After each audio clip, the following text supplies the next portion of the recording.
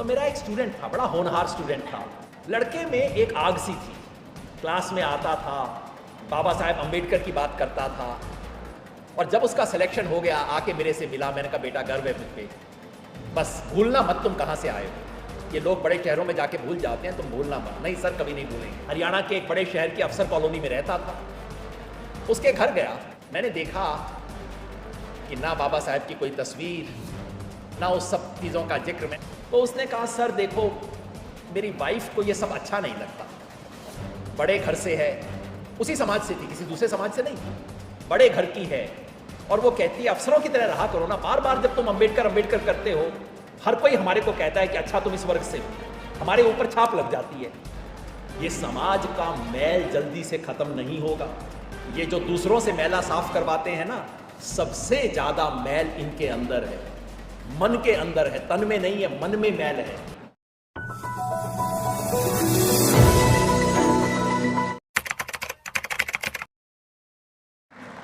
हम सब मंच पे बैठे हैं ना, इसलिए बातें कर रहे हैं।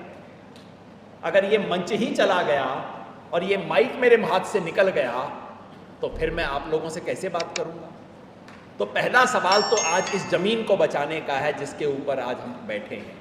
ये जमीन बचेगी तो महंगाई की लड़ाई भी लड़ लेंगे, बेरोजगारी की लड़ाई भी लड़ लेंगे, महिला के खिलाफ अन्याय की लड़ाई भी लड़ लेंगे, किसान की लड़ाई भी लड़ेंगे, मजदूर की लड़ाई भी लड़ेंगे, दलित आदिवासी अल्पसंख्यक की लड़ाई भी लड़ेंगे। लेकिन पहले इस जमीन को बचा लें। आज सबसे बड़ा सवाल ये संविधान आज हमारे पास है, और जो चीज हमारे हाथ में होती है उसकी कीमत समझ नहीं आती किसी को। मैं आपसे पूछता हूं, सन 1950 से पहले क्या इस देश में संविधान था? सन 1950 से पहले क्या इस देश में संविधान था? हाँ कि नहीं?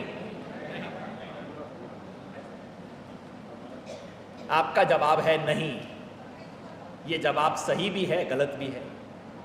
सही इस मायने में है कि हाँ, भारत के संविधान, भारत के लोगों द्वारा दिया गया भारत का संविधान 1950 से पहले नहीं था। लेकिन इससे पहले एक संविधान था।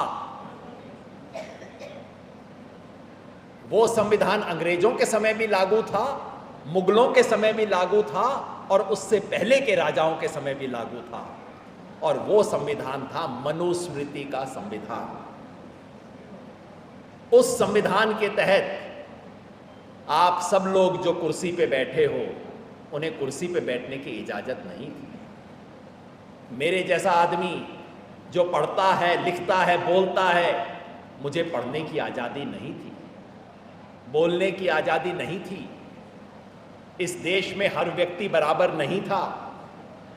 कुछ मालिक थे, कुछ किराएदार और बाकी गुलाम। वो संविधान था। याद रखिए, बाबा साहेब के संविधान ने हमें उस संविधान से आजादी दिलाई है, उस गुलामी के संविधान से आजादी दिलाई है। आज उस संविधान पे हमला किया जा रहा है। मैं लोगों से पूछता हूं संविधान के बारे में, तो कई लोग कहते हैं भाई साहब अब तो है ना, मिल गया है, और अब ये सब चीजें सेट हो गई हैं, अब इस देश में वो गुलामी नहीं है, अब वो पुरानी बातें हो गई हैं। जी आप छोड़ दो। मुझे पलट के कहते हैं कि नहीं नहीं, वो ऊंच नीच, छुआछूत, ये सब खत्म हो गई हैं। यादव जी आप क्यों इन पुरानी चीजों के पीछे पड़े हो? ये सब खत्म हो गई हैं। मैं उन्हें एक किस्सा सुनाता हूं और आपको भी वो किस्सा सुनाता हूं। ये किस्सा आज से 10-15 साल पहले का है। मैं जब यूनिवर्सिटी में प्रोफेसर होता था, पंजाब यूनिवर्सिटी चंडीगढ़ में, तो मेरा एक स्टूडेंट था, बड़ा होनहार स्टूडेंट था। वो उसका सिलेक्शन एक बड़ी पोस्ट पे हो गया, HCS में उसका सिलेक्शन हो गया, सिविल सर्विस में। आज बहुत बड़ी पोस्ट पे है, इसलिए नाम नहीं बताऊंगा। लड़के में एक आग सी थी, क्लास में आता था, बाबा साहेब अम्बेडकर की बात करता था, और जब उसका सिलेक्शन हो गया आके मेरे से मिला, मैंने कहा बेटा गर्व है मुझ पे, बस भूलना मत तुम कहाँ से आए हो। ये लोग बड़े शहरों में जाके भूल जाते हैं, तुम भूलना मत। नहीं सर, कभी नहीं भूलेंगे। फिर मैं एक बार उसके घर गया, 4-5 साल बाद की बात है, अफसर बन गया था, हरियाणा के एक बड़े शहर की अफसर कॉलोनी में रहता था। उसके घर गया, मैंने देखा कि ना बाबा साहब की कोई तस्वीर, ना उस सब चीज़ों का जिक्र। मैंने कहा भाई आजकल कुछ एक्टिव भी रहते हो या अफसर बन गए हो? तो उसने कहा सर देखो, मेरी वाइफ को ये सब अच्छा नहीं लगता, बड़े घर से है, उसी समाज से थी, किसी दूसरे समाज से नहीं थी, बड़े घर की है, और वो कहती है अफसरों की तरह रहा करो ना। बार बार जब तुम अंबेडकर अंबेडकर करते हो, हर कोई हमारे को कहता है कि अच्छा तुम इस वर्ग से हो, हमारे ऊपर छाप लग जाती है, तुम बार बार ये क्यों अंबेडकर और ये सब करते रहते हो, जरा शांत रहा करो ना घर में। तो उसने कहा जी मैं घर में शांति बना के रखनी है, मैंने भी ये सब छोड़ दिया है सर, मैं ईमानदारी से अपनी अफसरी का काम कर रहा हूँ। मैंने कहा ठीक है बेटा, मतलब मैं कौन होता हूँ, तुम्हारे घर की शांति बनी रहे, अच्छी बात है। फिर मैं 2 साल बाद उसके घर फिर गया, अब एक दूसरे शहर में उसकी पोस्टिंग हो गई थी, बहुत प्यार करता था, बुलाता था, तो मैं गया। अब मैंने देखा उसके ड्राइंग रूम में बाबा साहब की बड़ी सी तस्वीर लगी हुई थी। किस्सा सुनो आप। मैंने कहा भाई क्या हो गया, बाबा साहब याद आ गए? तो बोला सर हमारे बच्चा हुआ है। मैंने कहा वो तो मैंने देखा, 2 साल का बच्चा हो गया था, बधाई हो, ये सब हुआ। कहता सर वो जिस दिन 1 साल का हुआ, 1 साल के करीब का हुआ, बच्चा पाँव से चलने लगा, और उसने कहा मेरे समाज में रिवाज है कि जिस दिन बच्चा पाँव से चलता है उस दिन हम पड़ोस में चना और गुड़ बांटते हैं।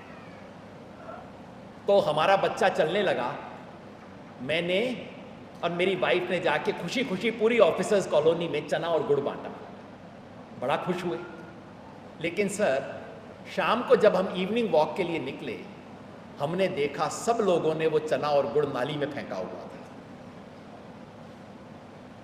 उसने कहा सर उस दिन से मुझे समझ आ गया कि ये समाज बदलेगा नहीं जल्दी से, और मैंने लाके बाबा साहब की फोटो लगा ली अपने घर में।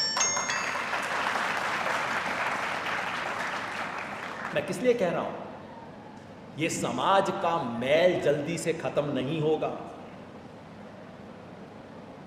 ये जो दूसरों से मैला साफ करवाते हैं ना, सबसे ज्यादा मैल इनके अंदर है, मन के अंदर है, तन में नहीं है, मन में मैल है।